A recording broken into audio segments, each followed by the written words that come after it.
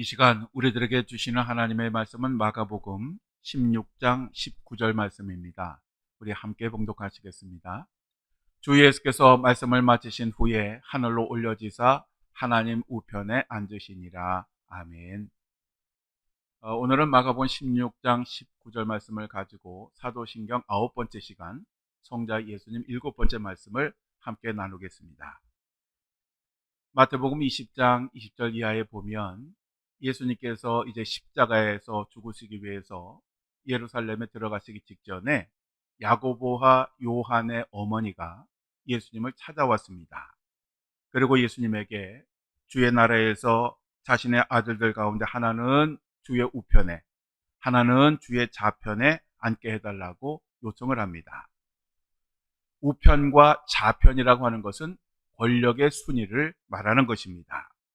즉 주의 나라에서 자신들의 아들들을 예수님 다음 권력에 세워달라고 하는 그러한 의미의 부탁이었습니다. 세상에서 보통 오른팔이라고 하면 가장 가까운 거리에서 중요한 역할을 하는 사람을 가리킵니다. 즉 측근들 중에서도 가장 최측근, 즉 다른 말로 표현하면 제2인자를 가리키는 것입니다. 최근 뉴스를 보니까 러시아의 푸틴의 오른팔이라고 불리는 세르게이 쇼이구라고 하는 사람이 김정은을 만났다라고 하는 그런 보도가 있었습니다. 이 세르게이 쇼이구는 2012년에 국방부 장관이 되었는데 그는 국방부 장관이 되어서 러시아군의 증강 및 개혁을 통해서 러시아의 군사력을 한 단계 업그레이드했다라고 그렇게 칭찬을 들었습니다. 그래서 그 다음 해에 장관들 중에 가장 인기 있는 그러한 장관으로 선정이 되었습니다. 뿐만 아니라 2014년도에 크림반도를 합병을 했고 그 후에 우크라이나와의 전쟁을 이끌었습니다. 이러한 과정을 통해서 푸틴의 아주 절대적인 신임을 받는 그러한 사람이 되었고 심지어는 푸틴 후에 후임자로도 이야기가 되었습니다. 그런데 이렇게 잘 나가다 바그너 그룹과의 갈등을 일으키면서 쿠데타를 유발을 했고 아주 국제적인 망신을 당하게 되었습니다. 이로 인해서 2024년 5월에 국방부 장관의 자리에서 물러났지만 푸틴의 신임으로 인해서 러시아의 국가안보회의 서기로 오히려 영전을 하였습니다. 오른팔이라고 하는 것이 바로 이런 것입니다. 그만큼 주권자에게는 소중하고 버릴 수 없는 그런 사람인 것입니다. 오늘은 이 오른편에 대한 이야기를 하려고 합니다. 우리 예수님은 부활하신 후에 하나님 곁으로 가셨습니다. 그리고 하나님 우편, 즉 하나님 오른편에 앉으셨습니다. 누가복음 22장 66절 이하에 보면 예수님께서 겟세마네 동산에서 체포를 되신 후에 대제사장이 주관하는 공회에서 불의한 그런 재판을 받으셨습니다. 이때 대제사장이 내가 그리스도이거든 우리에게 말하라 라고 그렇게 말을 하자 예수님이 이렇게 말씀하셨습니다. 내가 말할지라도 너희가 믿지 아니할 것이요 내가 물어도 너희가 대답하지 아니할 것이니라. 그러나 이제부터는 인자가 하나님의 권능의 우편에 앉아 있으리라. 여기서 이 이제부터 인자가 하나님의 권능의 우편에 앉아 있으리라 라고 하는 이 말씀은 시편 110편 1절을 인용하신 것입니다. 시편 110편 1절에 여호와께서 내 주에게 말씀하시기를 내가 내 원수들로 내 발판이 되게 하기까지 너는 내 오른쪽에 앉아 있으라 하셨도다 라고 말씀을 하고 있습니다.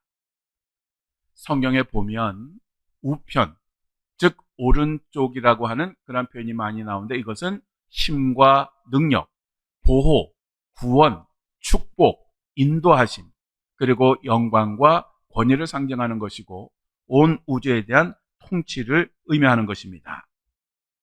출애굽기 15장 6절에 여호와여 주의 오른손이 권능으로 영광을 나타내시니이다.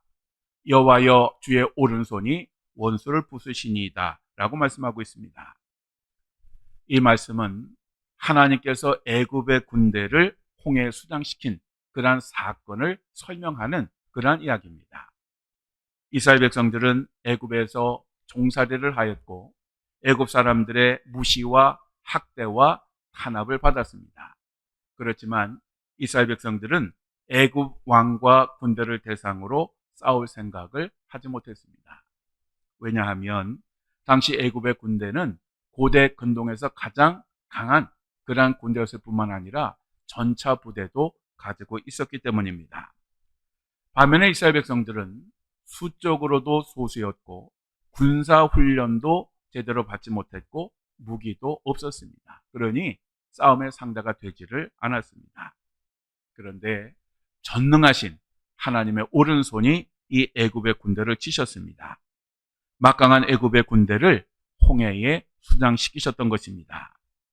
기세등등하여 이스라엘 백성들을 추격하던 애굽의 군대에게 홍해의 깊은 물이 덮쳤고 돌처럼 가라앉아서 완전히 몰살당하게 되었던 것입니다.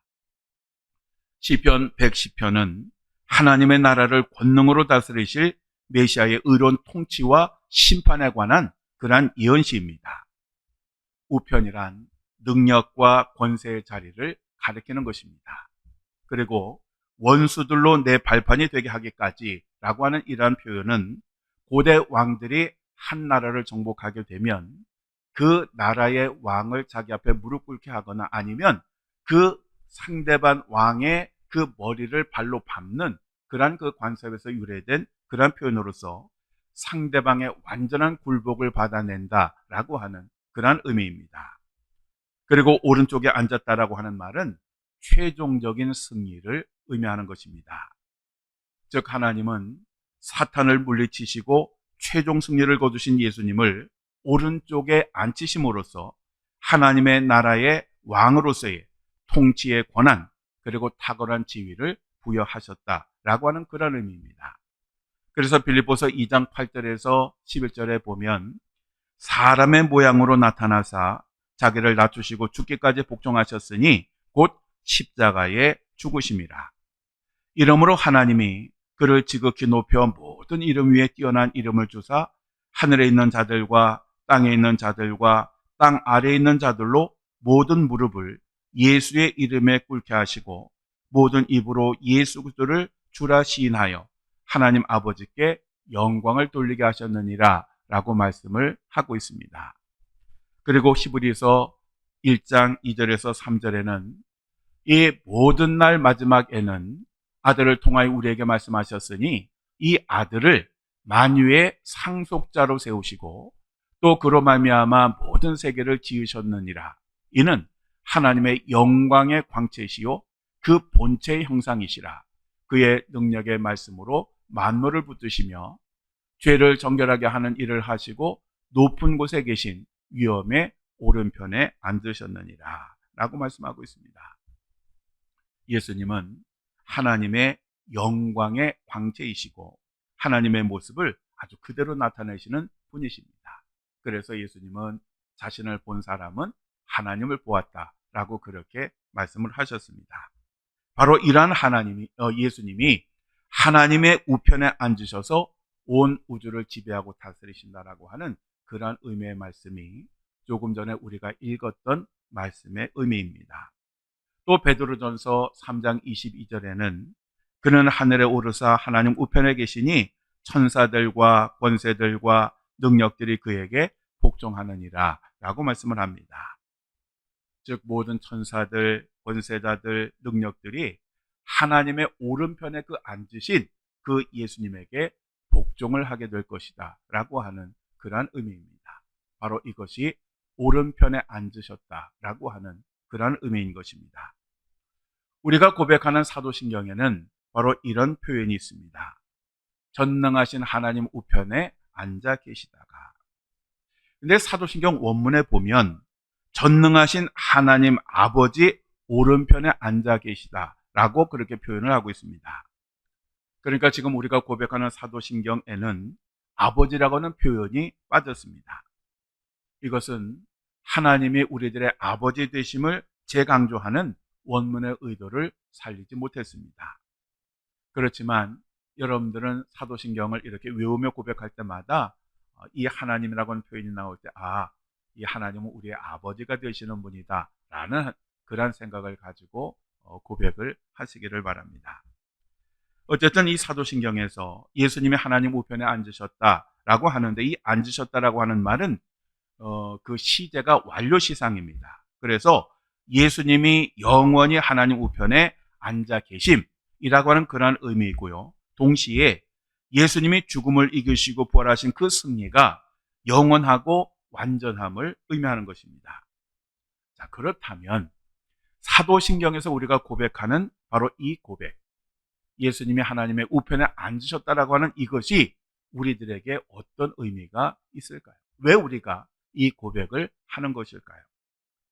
로마서 8장 34절에 누가 정죄하리요? 죽으실 뿐 아니라 다시 살아나신 이는 그리스도 예수시니 그는 하나님 우편에 계신 자요 우리를 위하여 간구하시는 자시니라 라고 말씀하고 있습니다.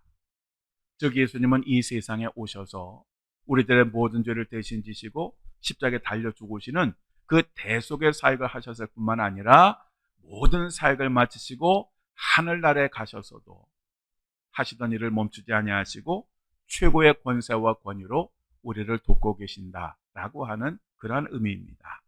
즉 우리를 위한 예수님의 사역은 2000년 전에 끝난 것이 아니라 지금 이 시간에도 계속되고 있다는 것입니다. 그래서 이 고백이 굉장히 중요한 것입니다. 예수님은 하나님의 우편에서 우리를 위해서 중보기도를 하시고 최고의 권능으로 오늘도 우리들의 삶을 돕고 계십니다. 즉 오늘도 예수님은 권능의 손으로 우리들을 붙들어 주시고 우리들을 인도해 주시고 그리고 최후의 승리의 자리로 우리를 이끌어 주실 것입니다. 사랑하는 성도 여러분, 히브리서 12장 2절에 믿음의 주요 또 온전하게 하시는 이인 예수를 바라보자. 그는 그 앞에 있는 기쁨을 위하여 십자가를 참으사 부끄러움을 개의치 아니하시더니 하나님 보좌 우편에 앉으셨느니라 라고 말씀을 하고 있습니다. 우리는 우리를 위해서 십자가에서 죽으시고 부활하셔서 하나님의 우편에 앉으신 예수님, 그리고 지금도 권능으로 이 세상을 다스리시고 우리를 돕고 계시는 그 예수님만을 바라보며 살아야 합니다. 그래서 우리도 언젠가는 예수님의 우편에 앉아야 합니다. 그리고 또 하나, 우리가 이 세상을 사는 동안 예수님의 오른팔이 되면 얼마나 좋겠습니까? 항상 예수님께서 무엇이든지 맡기시고 그리고 일꾼을 찾으실 때에 항상 우리를 먼저 생각하신다면 얼마나 좋겠습니까? 바로 여러분들은 이 땅을 사는 동안 예수님의 오른팔이 되실 뿐만 아니라 언젠가 하나님 앞에 섰을 때에 예수님의 우편에 앉는 복된 성도들이 되시기를 주님의 이름으로 간절히 축원합니다.